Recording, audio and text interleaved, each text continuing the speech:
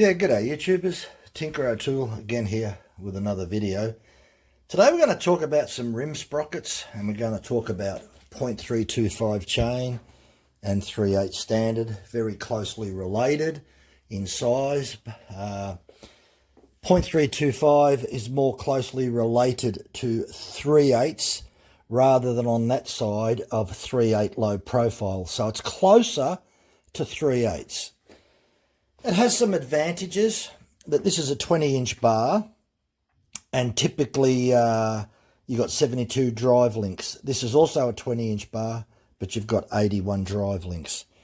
So just by that alone, you're looking at 12% more increase in cutters, 72 versus 81. It's around about 12%.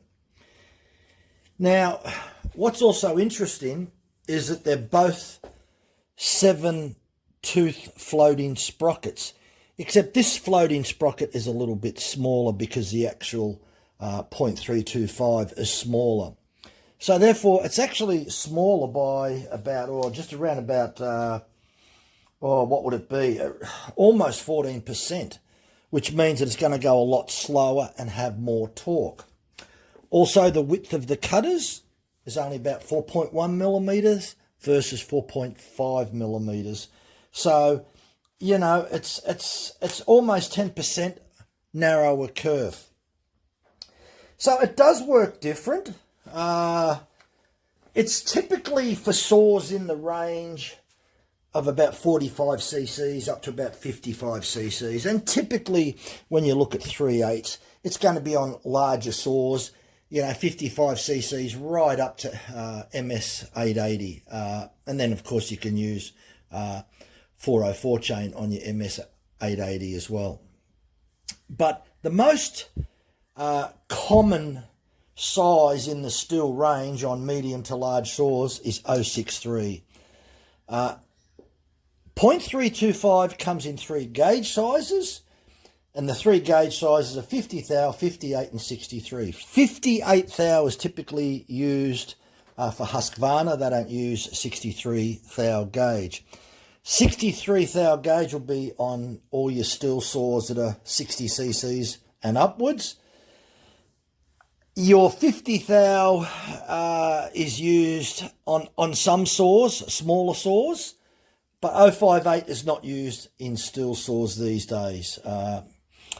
Yeah, not to my knowledge. I did hear a rumour that some places in Europe sell 058, but most of what I understand, 063 in 20-inch bar is going to be 063. Yeah, it's not going to be 058. They just don't really use it. But there are some regional things where something's popular, and if something's popular and they're selling a lot of them, then you might find steel manufacture that for that country because it's really popular. But certainly here in Australia, 063 is a dominant gauge for your bars that are 20-inch and above. When you go down to 18 inches, 16 inches, 0.325 is fairly popular as well. 3/8 low profile is fairly popular on your real small saws, 30 cc's up to about 40 cc's. So the 0.325, when did it come about? And we can even look at 3/8.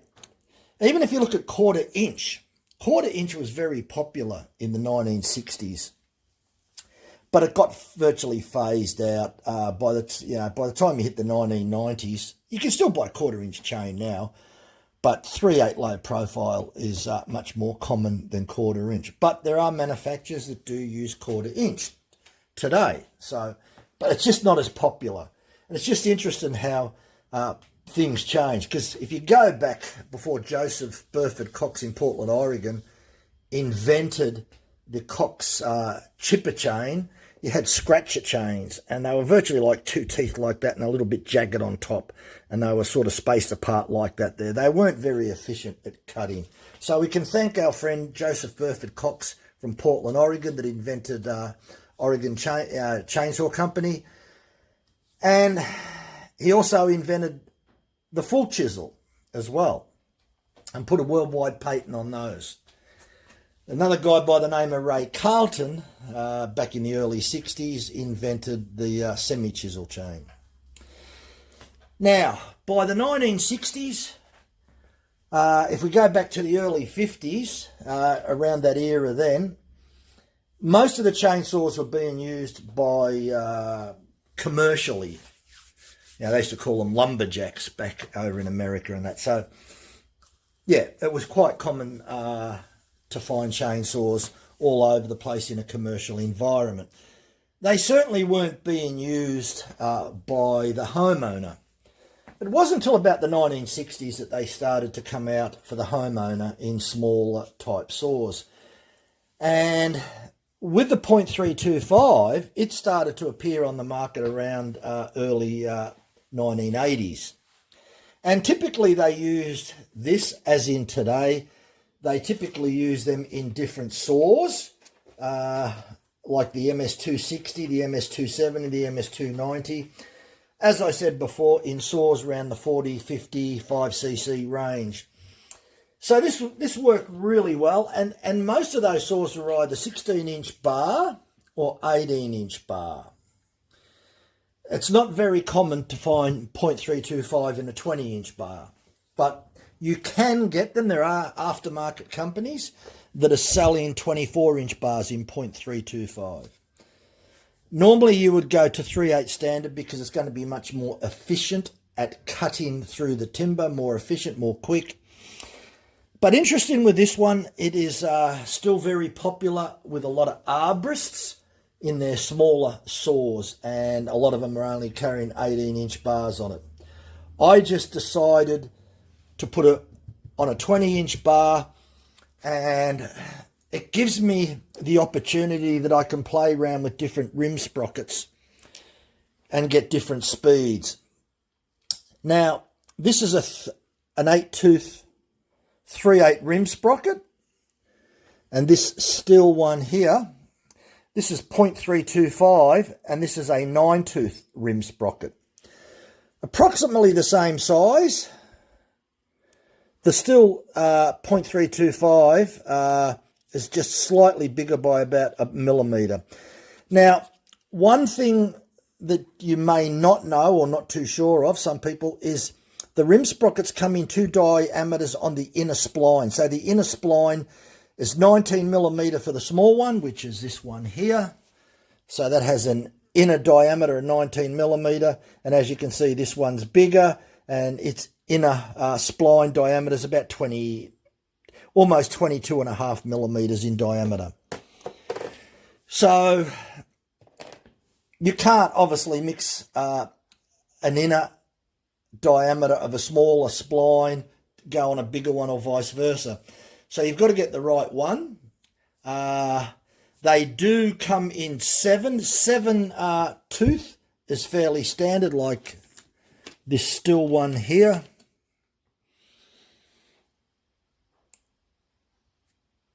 I'll just try and focus on that. So that's your 3/8 standard large spline diameter of 22.5 approximately.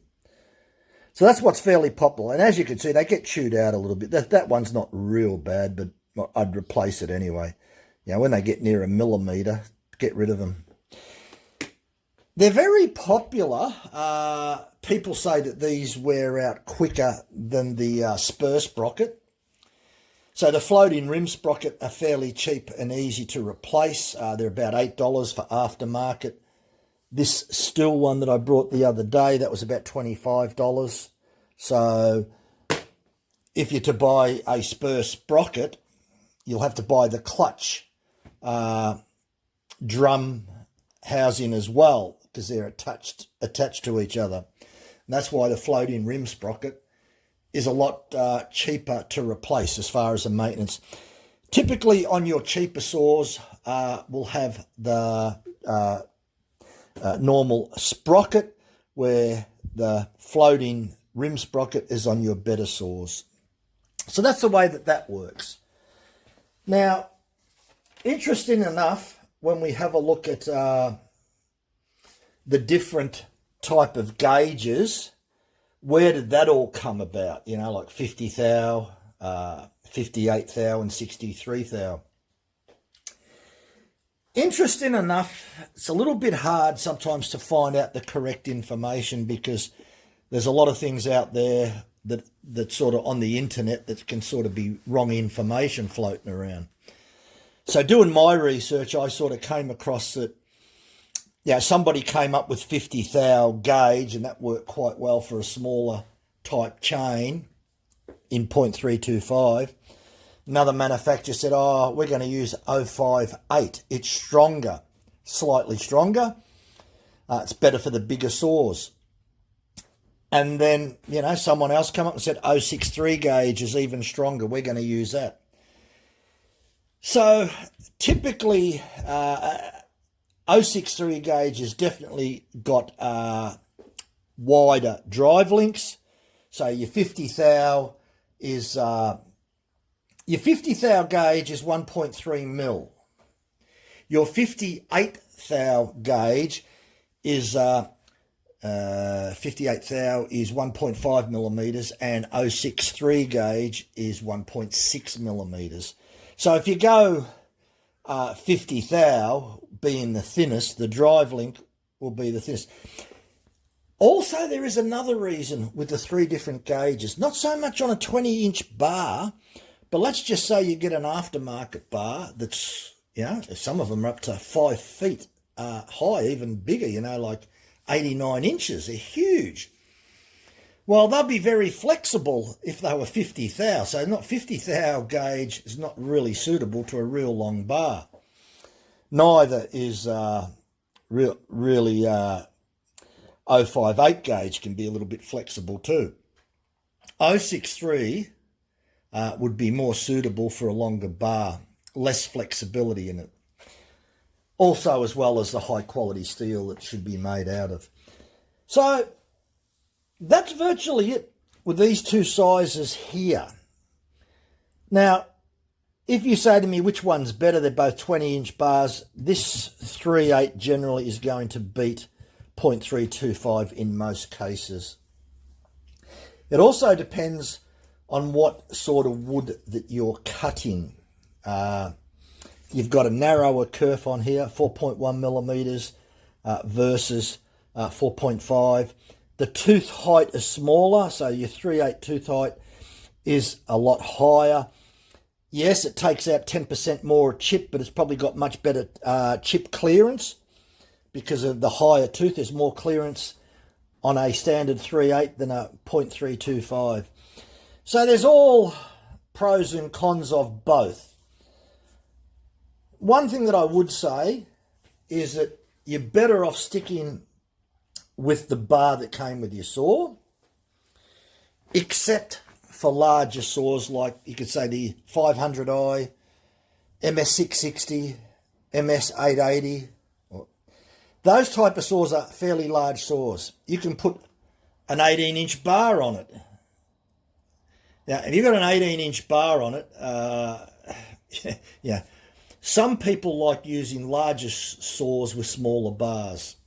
They feel that there's great flexibility, that they could put an 18-inch bar on, they could put a 25-inch bar on. So I don't think anyone's going to use an MS880 with a 20-inch bar. That's too much overkill. But certainly MS660, so that's a 90cc saw, that you could use an 18-inch or a 20-inch bar on that. And then all you've got to do is have a longer bar. But there's certainly no advantage of using 0.325 on an MS660. Much better off using standard 3/8. And even if you were using the standard 3/8 and you went to a 8, let's just say you were to put on a 8-tooth floating sprocket, you would get higher chain speed. That's okay on a powerful saw, because if a powerful saw can have a 36-inch bar and you're running a 20-inch bar, you can certainly increase the speed. But, you know, on a 50 or 60cc saw, you really don't want to be changing these to increase the speed because they don't have enough torque to really do that efficiently. And that's what we're talking about. A bigger saw has a much more flexibility in changing bars, sprocket sizes, and chain sizes. A lot of flexibility there. And you might find out, I've got 6 or 7 saws. With 6 or 7 saws, you can mix and match a little bit. You can take this off one saw, put it on another saw. And that's why I've got all these rim sprockets. They're all new ones, but with all my saws, I all run floating rim sprockets. There's conversion kits out there, aftermarket ones, that are, you'll pay $30, $40 for an aftermarket one, and the steel's quite good. I've had no problems with the aftermarket ones. So that's another option. And yeah, that's pretty much it. So my final conclusion is that generally you stick with the bar and chain that came on your saw if you purchased it brand new. On your larger saws, 80cc's, 90cc's, and even the big one of all, the MS880, you've got so much flexibility with those bigger saws as to what you want to run. So yeah, you do have that flexibility. And a lot of that can be based on the type of wood that you cut in. If you cut in softwood, you could virtually cut softwood with anything. If you cut in hardwood, you have to be a little bit more particular because cutting hardwood puts more strain on the bar, the chain, and the saw because of especially eucalypt timber here in Australia. Grey box is a real hard one to cut. When you're cutting wet timber, eucalypts, it cuts much better wet because the fibres are small, they're twisted, they're entangled with each other. When it's wet, because the fibres are wet, they're more flexible. When they dry out, they're hard as a rock, and they're locked in like mesh. And being hard and not flexible, very hard to pull apart. That's why it's also harder to split the wood open, especially when it's dried out in the field for years on end. Very difficult to split. Anyway, that's getting off track. So that's pretty much it for me. A little bit to be learnt. If you're going to play around with 0.325 and 3/8, you're much better off. I will use this on a 60cc saw without any problems and it will work fine. But there's others that will argue that this will work better. This should work better in most cases, but there will be some situations where this works okay. But look, if you've got quite a few saws like I have, there's nothing wrong with trying it, and I find out that it works extremely good in wet timber. So I've got no problems using that. Let's just say I was going to go out and cut and I didn't have any chains sharpened up, but this was all ready to go. It was all sharp. I just grabbed this and put it on my MS311. Now, the other thing is the MS311 doesn't come out with a floating rim sprocket. It comes out with a spur sprocket. So I brought an aftermarket kit and it works fine. I've got the flexibility now on the MS311 to change spur sprockets versus bar size. So I've got a bit of a flexibility with that particular saw. The MS500i, it comes standard with a 3/8 7-tooth sprocket. Certainly I could put an 8-tooth sprocket on a 20-inch bar. It's certainly got the power to do that. But you don't want to be doing that on a big, large bar, say 30 inches. Stick with your 7-pin sprocket there so you got your torque. Anytime that you go to a larger rim sprocket, your torque is going to drop off. But it depends on how much torque that the chainsaw's got. A MS660 or a 500i can pull a 20-inch bar without any problem whatsoever. So, yeah, you can put an 8-tooth sprocket on a 20-inch bar on those saws. It'll work fine. So if you were to do the same on here, put an 8-pin sprocket on here, on a smaller saw of, say, 50 cc's, then you'll find out that it'd probably have too much of effect and you're better off sticking with the standard 7-pin. The smaller saws have much less torque. So, yeah, as I say, they're not as versatile or as flexible as your larger saws. Anyway, thanks for watching. Bye for now.